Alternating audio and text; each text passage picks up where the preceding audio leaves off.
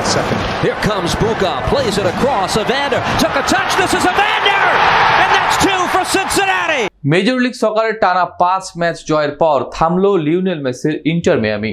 বাংলাদেশ সময় বৃহস্পতিবার সকালে 3-0 গোলে হেরে যায় এফসি সিনসিনাটির কাছে। মাত্র 11 দিনের ব্যবধানে চতুর্থ ম্যাচ খেলতে নেওয়া মিয়ামির খেলোয়াড়রা ক্লান্ত, সেই সুযোগটা কাজে লাগিয়ে দুর্দান্ত জয় তুলে নেয় স্বাগতিক সিনসিনাটি।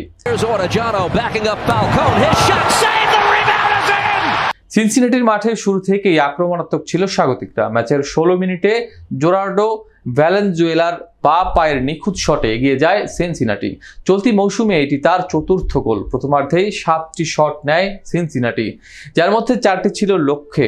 এদিকে মিয়ামির হয়ে লিওনেল মেসি 2টি সুযোগ পেলেও একটিতে বাধা দেন লুকাস এঙ্গেল, আরেকটি রুখে দেন গোলরক্ষক রোমান সেলেন্তানো। 2টি সেভ করে সেলেন্তানো তুলে নেন চলতি মৌসুমে নিজের 7ম ক্লিন শিট।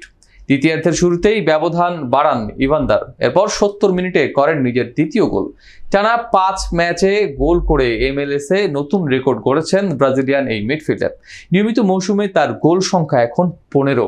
মিয়ামির 2 গোলরক্ষক অস্কার ও উস্তারি ও রকো রিওস নভো 4টি সেভ করলেও গোল খাওয়া ঠেকাতে পারেননি। শেষ পর্যন্ত গোল শূন্য থেকেই মাঠ ছাড়ে মেসির দল।